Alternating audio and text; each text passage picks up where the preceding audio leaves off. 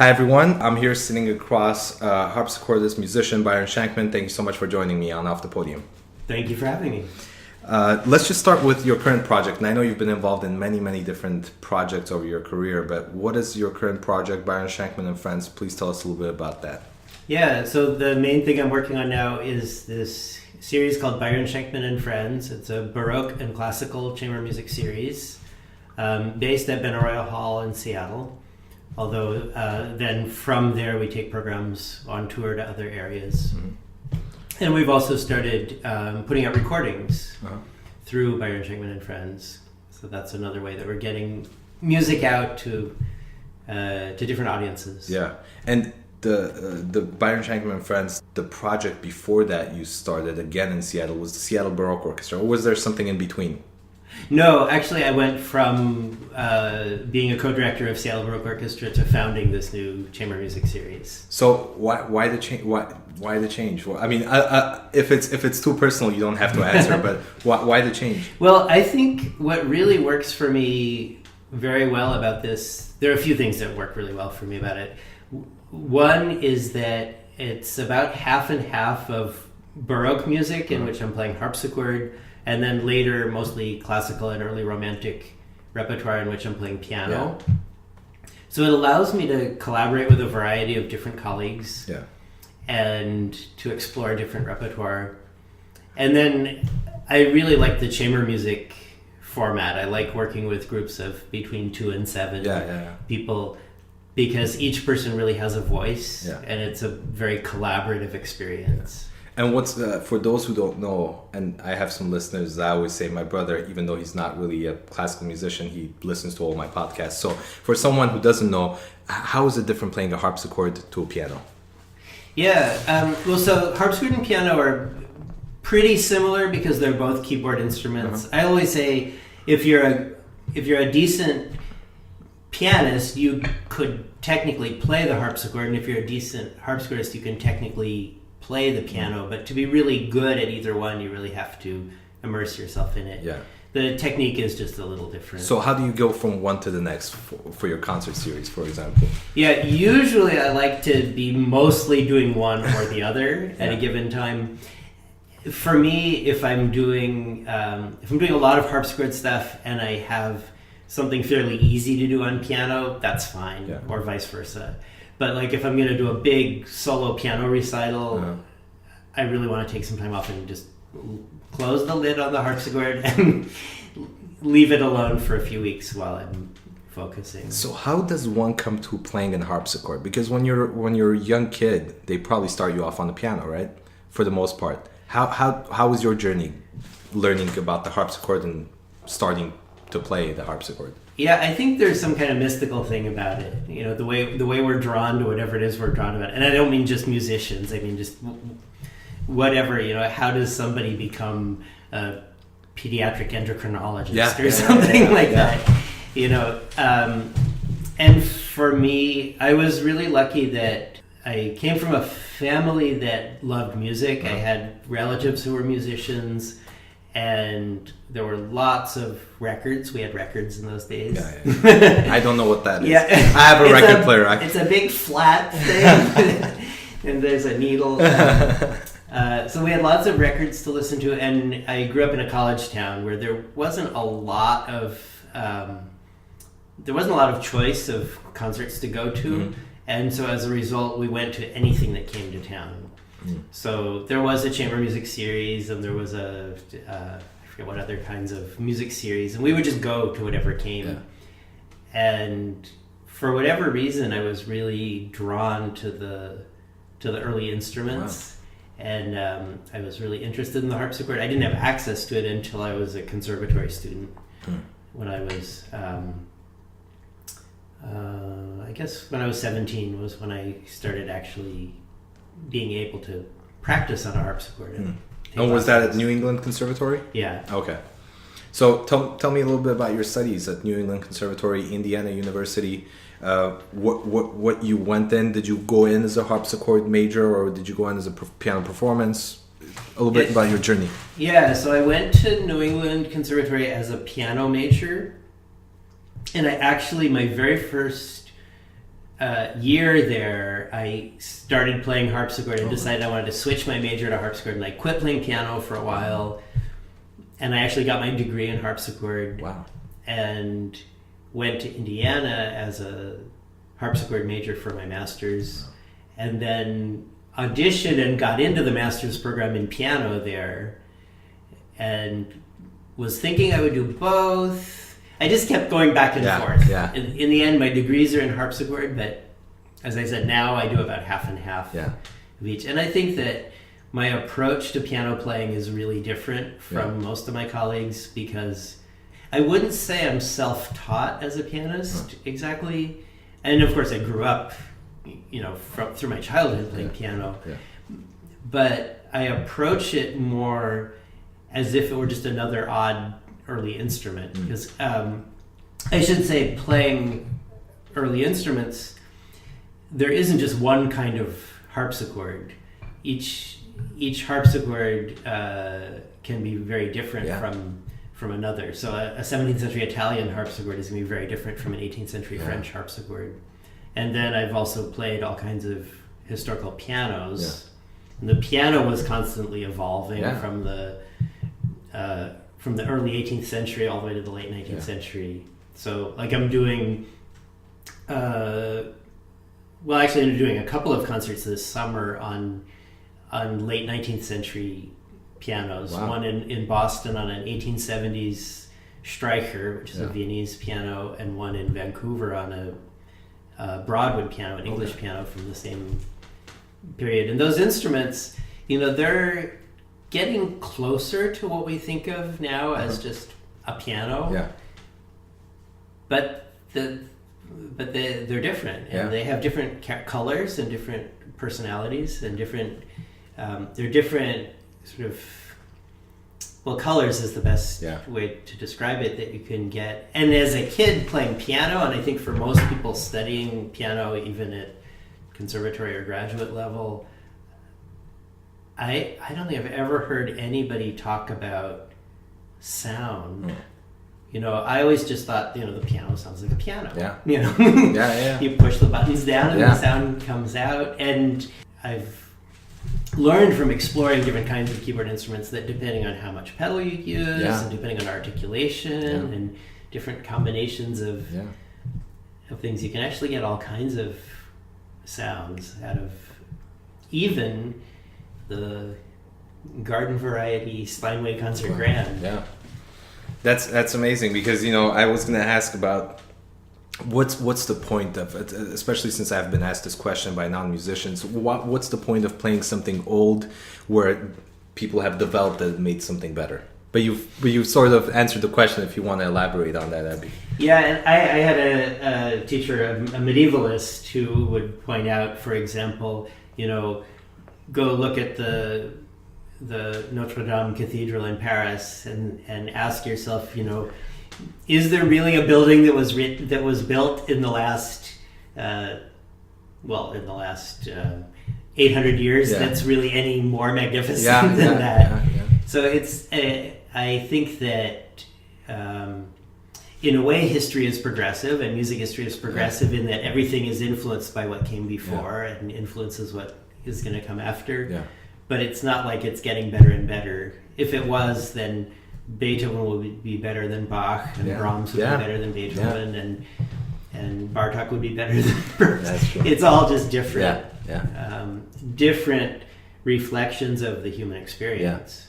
Yeah. One thing, going a little bit forward, but one thing that I found just fascinating about your concert series is that I go to a lot of these concerts in Seattle. And just in LA when growing up, and some of the concerts I go to, I see fascinating, great musicians, great programming, but not much of an audience. And one thing that I noticed for your concerts is the couple that I've been to, great audience, a lot of audience. Advice to young musicians like me, or advice to your own colleagues, or maybe just other musicians. How do you have such a great audience? I mean, it's one thing that you're a great player. That's one of the aspects. But also, I've also seen other great players and not much of an audience. What can we do as musicians to get an audience? Well, I have a few answers to that. But the thing that comes up most of all is it's about being of service, and it's about thinking of what we do as a service industry. And so it's not, I don't think it works in our culture, and I don't think it's, to me, it's not of value to say, okay, I have, sat in my practice room for the last 20 years and have become the best possible player of this amazing piece that was written by this greatest of all composers, and so people should just automatically want to come hear it. Yeah. That rather, it's thinking of the whole picture of what is going to make a meaningful experience for somebody coming to listen. And I also think about, I've told this story a lot, but it's still, after many years, my guiding principle. I think of two friends of mine, one who is what I would call, and I would refer to myself the same way, a total early music nerd, who knows all about early music and has been to all the early music concerts that have happened in Seattle for the last 30 years and read all the program notes and bought CDs of all the composers that his music, she knows the field really well. Yeah. And then I have this other friend who I met because she came to a Seattle Baroque Orchestra concert because she had never heard of Baroque music and didn't know what that meant, and thought, I wonder what that is, and came and loved the concert. So I think in my programming, in choosing what pieces I'm going to play and how I'm going to string them together, in writing program notes and how I talk to the audience, I try to think about both of those people and think that this needs to be an experience that's going to have something new, something surprising and delighting to the person who knows all about it, and at the same time be completely accessible to the person who for whom it's totally new. Yeah. So that's sort of my overall approach. Yeah. And then I think along with that, and I guess it's sort of a variation on that, is thinking about what the whole experience is going to be.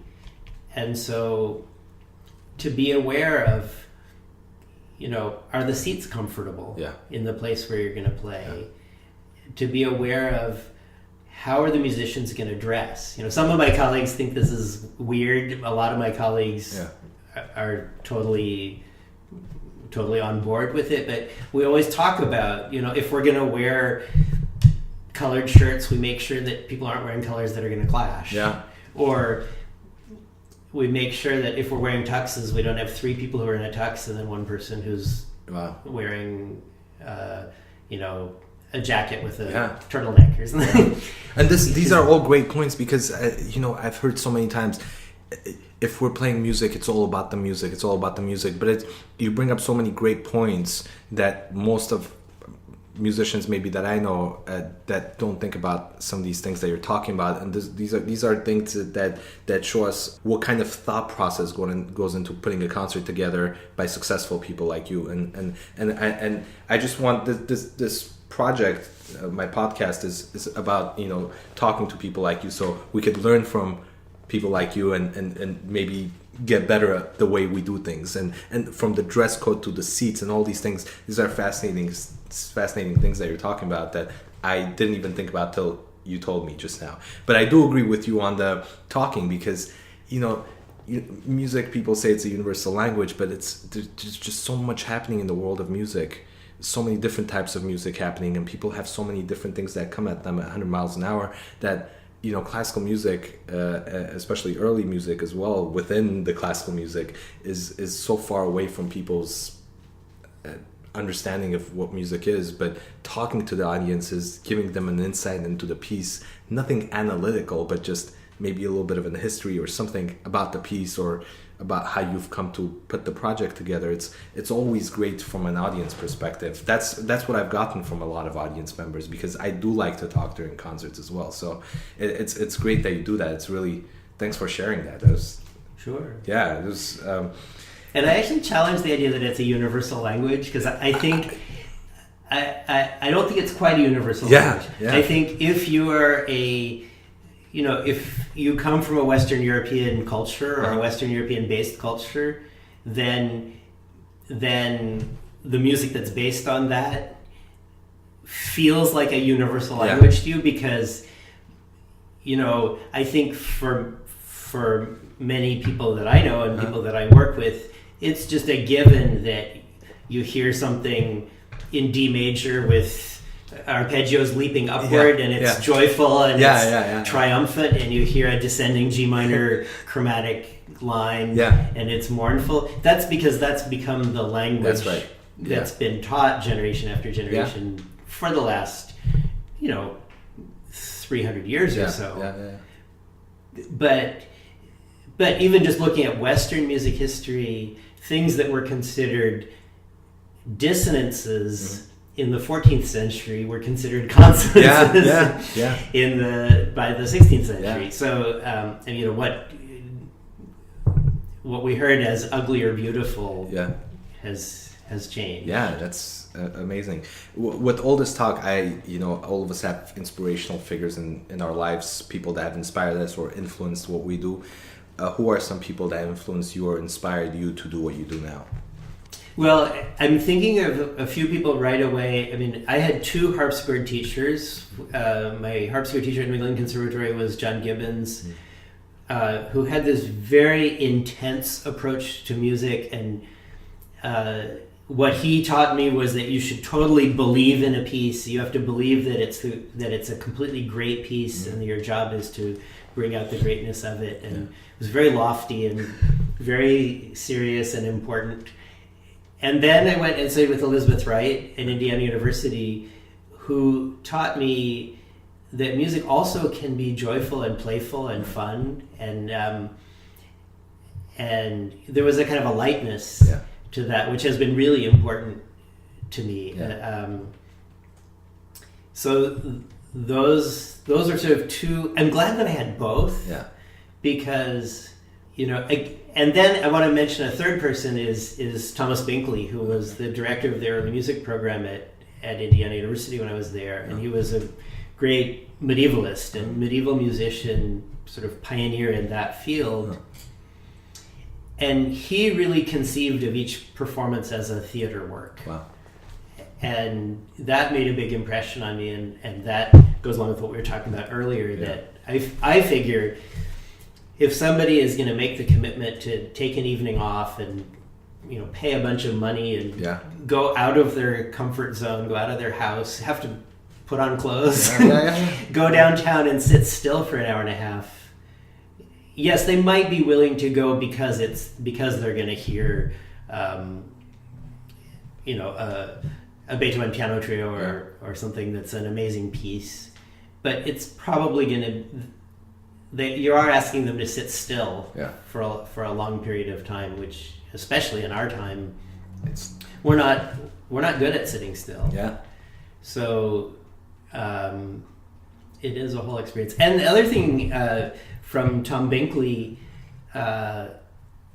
he said to me once, and this is I was 21 at this point, I guess, and he said to me once that he noticed that when I was playing a solo piece, I would be really intense and really engaged and like all in, and that when I was playing in an ensemble, that I didn't have that intensity and focus. And he said, when you're on stage, whatever part you're playing, you have to be completely responsible.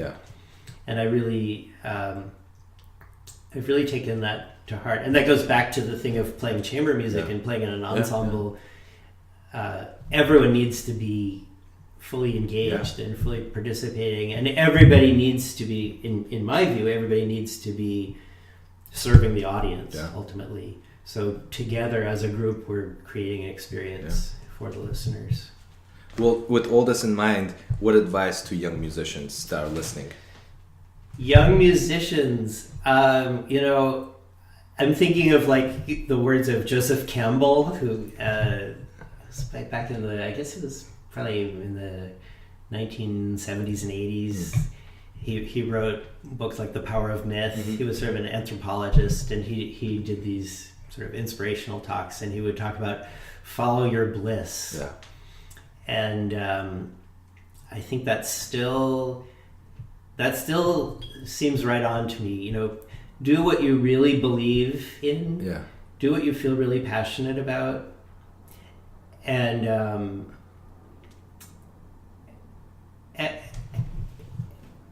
then explore and be open to how you can best be of service doing that. So not to think about, am I going to be famous? Or, or not to think about how can I do what somebody else did? Because in the arts, there's no following somebody else's path. If I tried to follow the path of any one of my teachers or colleagues, well, like a story about, you probably know this about George Gershwin, who was already a really famous Tin Pan Alley songwriter, and you know, he was world famous for his songs, and he really wanted to be taken seriously as a classical composer, and he kept going to all the famous composers and teachers and trying to get them to teach him, and none of them would. Yeah. And supposedly Ravel said, "Why be a second-rate Ravel when you're already a first-rate Gershwin?" Wow. Yeah. And I think that would be a big part of my advice to young musicians or artists, actually of any age. Yeah. Is, you know, do what's really your truth, your art, and then find what it is about your art that can be of service to people. But also, where does it fit in? It takes a collaborator to really put a project like this or any project together, because I imagine you have a lot of people that help you put your project together, right? You need to be able to, even though it's your project as a musician or as the main artistic director, you have to give and take, you know, with everyone. That's sometimes tough, right? Is it tough for you? Well, I like it because I like people. Yeah. And that's something else I would say as advice to young people, or, you know, people aspiring to build a career in anything really, is be nice to people, be interested in people, talk to people. I mean, we talk about networking, but it's really just, it's getting to know people, because whether you're getting to know people who are your audience members or who are your patrons, your donors, your colleagues that you're going to collaborate with, or your colleagues that maybe you're not going to collaborate with them, but they know somebody that you are going to collaborate with. It's building community, really. What worries you in our field? Anything that worries you? Do you see it? I mean, anything that comes to mind? Is there, you know, do you see a future for this art form, or just something that worries you, maybe, or maybe not? I'm not so worried about our field. I'm worried about the world we're in right now. I mean, I worry about what's happening in this country and how sustainable the country itself is at this point, and are we going to?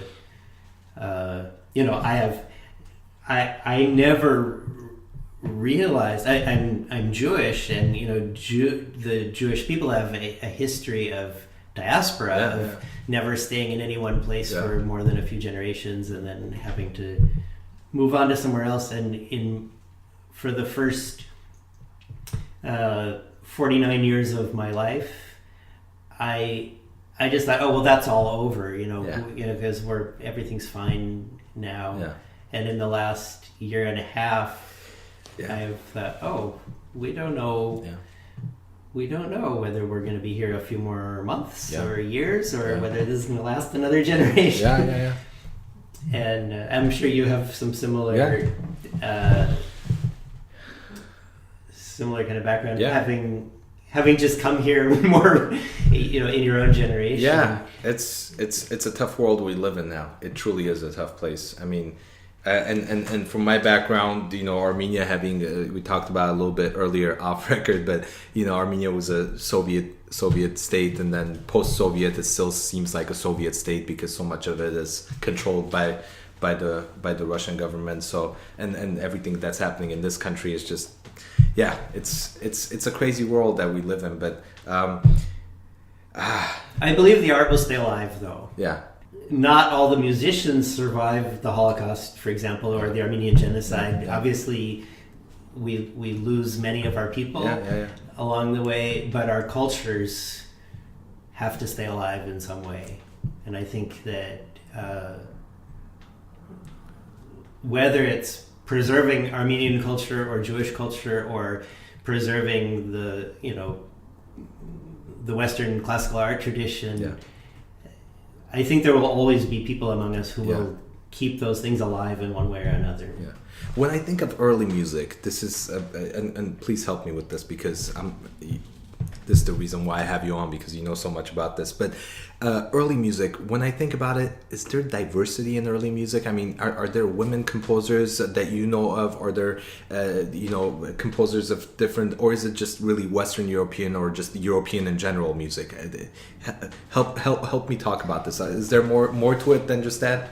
Yeah, well, I'm glad you brought that up. And certainly, as far as women composers go, that's a huge thing for me. It's a huge thing that, when the canon of the great Western classical music was sort of codified in the 19th century, they didn't look at any music that was written by women. Yeah. They didn't consider that. Yeah. So one of the projects that I'm doing this year is a recording of music by Clara Schumann, chamber music, and she, even though she wrote and even published a fair amount of really great music, not nearly as much as she could have, but she was, from our perspective, she was a composer. But there's an entry in her diary where she says, "I don't know why I would delude myself to thinking I could be a composer. No woman ever has. Why should I be so arrogant as to think that I would be the first?" And it breaks my heart because she didn't know that, like, in the 17th century, there were tons of women who were publishing music. A lot of them were nuns who they worked in the convents. Some of them were members of the aristocracy, and then some of them were just professional musicians, like Francesca Caccini, who was the highest paid musician at the Florentine court at the beginning of the 17th century. So if she was the highest paid musician at the time, what happened 100 years later or so that things changed? What's the history behind that, for example? Some of that is that up until the 19th century, nobody was interested in music of the past. So it was just whatever people were writing at the time that was relevant. And then in the 19th century, I think the whole field of musicology and the idea of having a canon of the great music of the past started in the 19th century, especially in Germany, and it was a nationalist movement, and it was I believe connected with choosing who are our heroes. And when you're choosing who are our heroes, there's a political agenda to that, and your heroes are not going to be queer, and they're not going to be women, and they're not going to be foreigners. They're going to be whoever the dominant people in power are. So one thing that I've been doing with Byron Schenkman and Friends is trying in most of my programs to include at least one piece by a composer who was a woman. And at the same time, I should say about my series, each concert is organized around a theme. Which is really nice. I like that a lot. So if it's a concert of music from the French Baroque or music of the court of Louis XIV, well, it happens that one of the favorite composers of Louis XIV was Elizabeth Jacquet-Laguerre, who was a child prodigy. She published a huge amount of music. She was a successful composer in her day. She just didn't get included in later anthologies. So that's easy. Sometimes it's takes a little more challenge, a little more digging around. And then something that I think we have to look out for when we're looking outside of the mainstream, the sort of stamp of approval, Bach, Beethoven, Brahms, repertoire is that if I'm going to play a concerto by Bach, I can find 40 or 50 recordings of 40 or 50 of the best artists or ensembles from the last 100 years performing that piece. I can find scholarly editions of the piece. I can find articles written about the piece. People have been working it and turning it over, and there's all this work that's gone into it long after the composer was done with it or even dead. Then if I find a piece by Francesca Caccini or Barbara Strozzi or any of many women composers, there may not even be a published edition of it. It might be a manuscript, or maybe there was one edition of it, but it's a sloppy edition, and we don't have the benefit of all of the working and reworking of it. And so then it's one of the sort of fun challenges about it is that I feel really responsible if I'm introducing a piece by on the next concert. I'm doing a sonata by Anna Bohn, who was she was one of the students at the Ospedale della Pietà, which was where Vivaldi taught. So it's famous because Vivaldi taught there, but it was a combination of sort of orphanage and music school for girls and young women. And some of them were orphans and some of them were kids from wealthy families who wanted their daughters to have a good musical education. And Anna Bohn was one of those. She was there as a kid, and then by the time she was 16, she had a position at the court in Bayreuth. Wow. She published 3 collections of music by the time she was 19, and then there's no trace of her after that. So it's not clear whether she got married and quit being a professional or whether she was even alive. Don't know. But so I'm playing this sonata by Anna Bohn. It's not a major work, but it's a work I like a lot.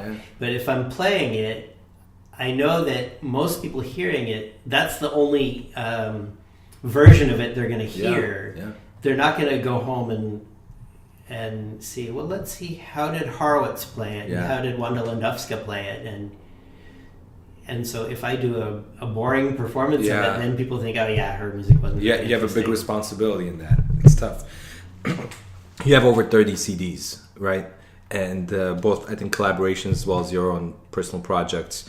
What goes into putting that together, and how do you even pick the repertoire? I mean, you said part of it, but you've also had CDs that you've played some of the standard repertoire, right? So what goes into that? What's your latest CD, and how you came to putting that together? Yeah, I'll tell you about my most recent release and the one that's about to come out are both projects that I recorded at the National Music Museum, which is in Vermillion, South Dakota, of all unusual places. There's one of the world's greatest musical instrument collections.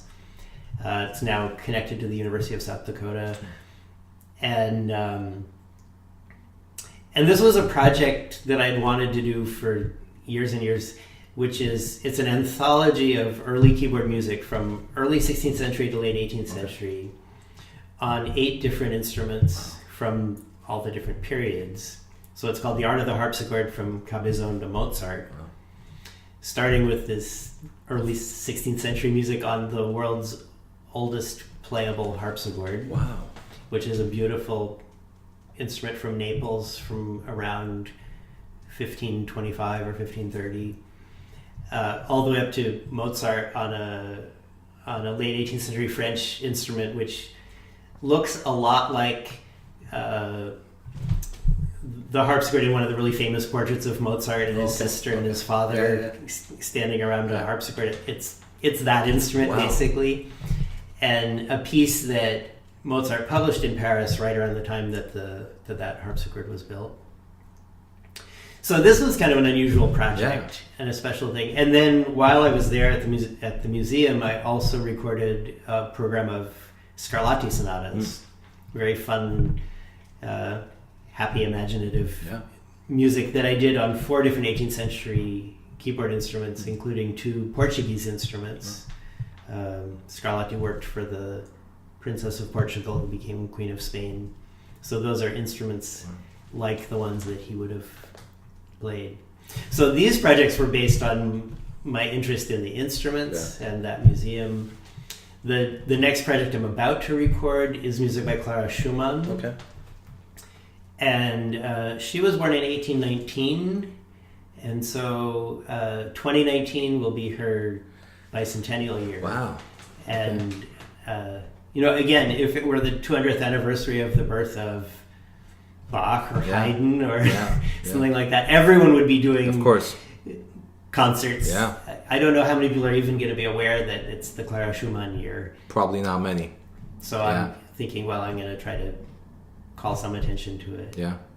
And the same thing happened with Amy Beach for 150th anniversary, and not many major orchestras thought about her. But that's a different topic, and I've talked about this many times, but I really want to know about the programming. For example, I don't know if you've had the next year's program already planned, but if you have or have not, where do you even start? How do you just put it together?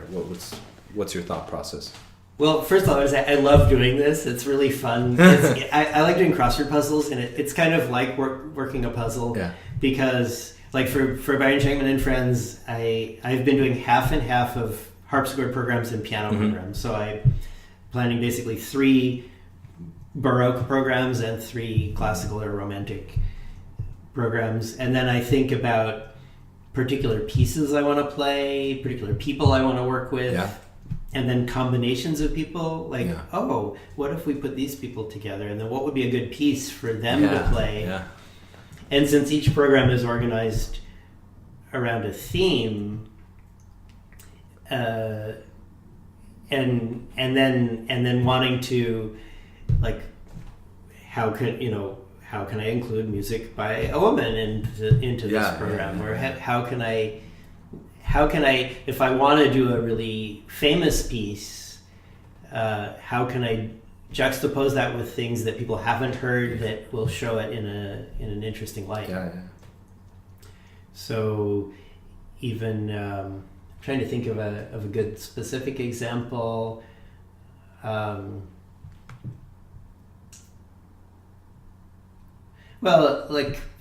In an earlier season when I did the Schubert Trout Quintet, which is one of the most popular sort of standard classical chamber music pieces. Great piece. I never played it. Oh, wow. Really wanted to play it, and had a really good combination of string players to do that with. And on that program, we also did a trio by Pummel, who was he was sort of the only student of Mozart. Yeah. He lived in Mozart's house as a kid. He was a child prodigy, and he was a famous composer in the early 19th century, but not so well known now. Except maybe the trumpet concerto. Right. Or there's a viola sonata. That's right. The viola, which is a really good piece, actually. I haven't played that one yet.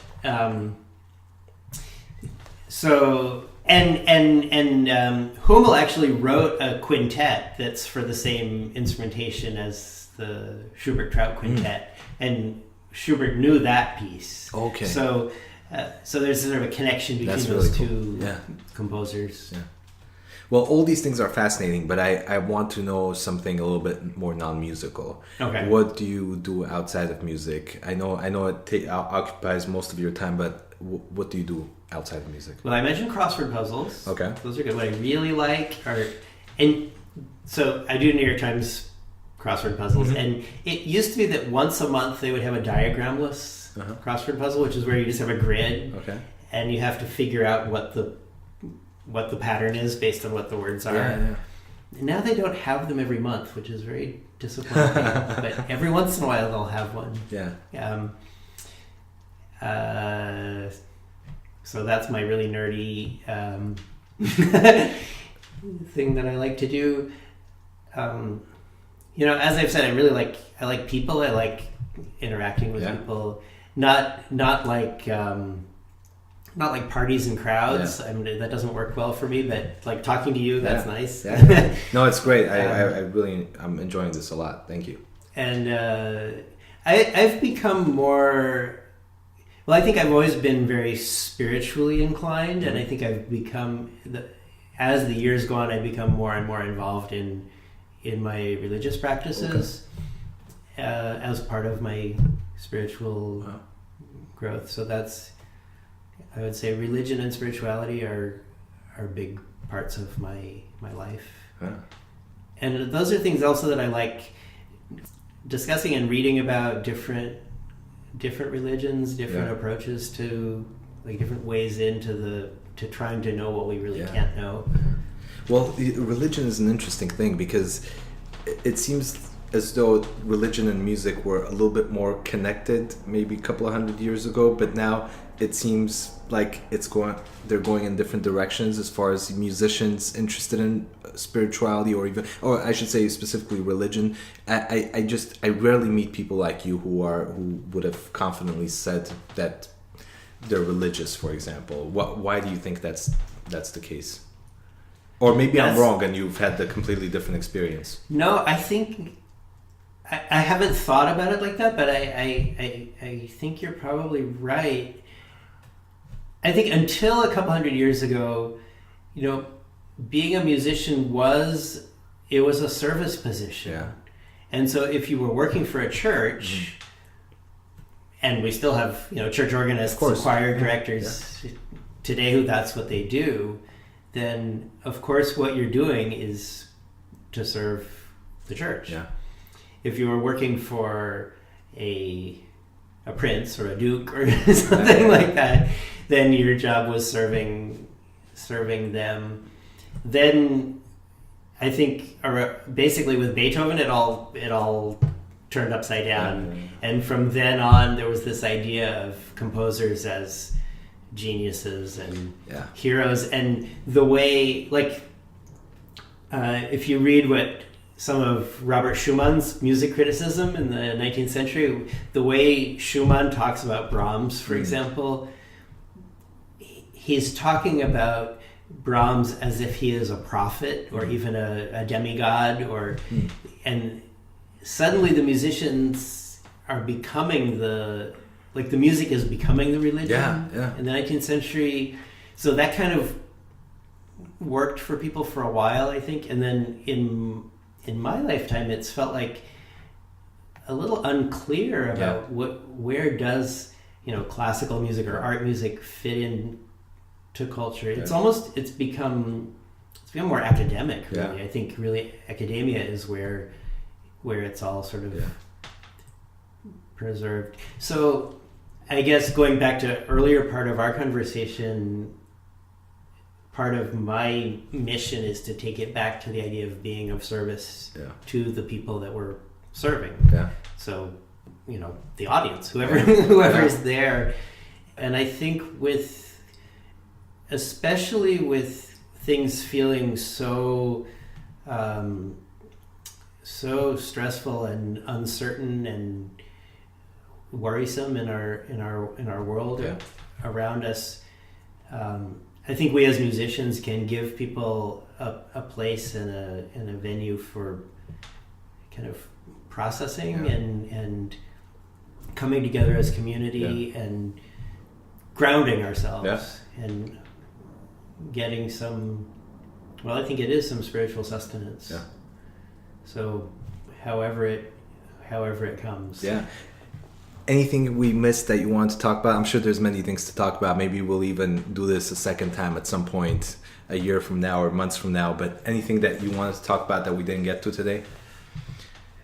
I feel like we've covered so much. Yeah, it's close to 45 minutes now. So you're good at this. No, you're great. I'm so happy to sit across you because you're such an inspirational person and you're a great musician. It's great to see that you're able to just bring people together and not only in your own project but also people that come to your concerts. It's so great to see a lot of people come to your concerts because I just hope that all of our fantastic musicians find a way to bring more people to their concerts and just more attention to what they do, because I think there are a lot of great musicians in Seattle. I just really want those concert halls full, and hopefully that'll be soon in the near future. So yeah. And I think there are people really working on that. I was just thinking, I just want to mention, sort of put a plug in for the live music project. Okay, yeah, great. And if you've talked to Shia Lion, yeah. I've talked to her, and I should probably have her on the podcast. It would be interesting. I would be interested to hear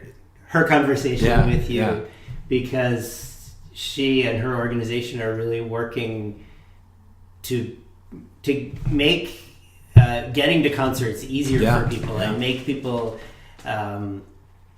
aware of what all the different variety of things that are going on, and that it's not this scary faraway thing that's for somebody else. That there's all kinds of music going on in Seattle, and be curious. Just try something out. It's great sometimes to just go to something because, and I do this from time to time. I probably could do it more often, to just go see a play at a theater company that I've never heard of, or go to a concert on a series that I didn't know about.